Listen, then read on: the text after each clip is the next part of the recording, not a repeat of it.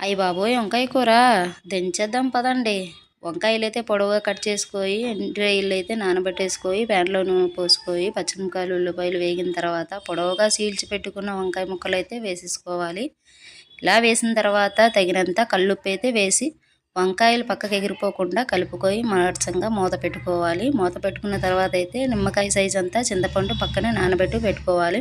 ఇంకోసారి పొడవుగా కోసుకున్న వంకాయ ముక్కలు కలిపేసుకొని గుజ్జులా చేసుకున్న టమాటా గుజ్జు మొత్తం వేసేసుకొని ఒకసారి బరాబరా కలిపేసి మూత పెట్టి ఒక 2 నిమిషాలు అయితే ఉడికించేసిన తర్వాత ఇంకోసారి బరాబరా కలిపేసి నానబెట్టి పెట్టుకున్న ఎండురాయిలు అయితే పోసేయాలి. పోసేసిన తర్వాత ఇంకోసారి బరాబరా కలిపేసి 2 స్పూన్ల కారం అయితే గుమ్మరించేయాలి.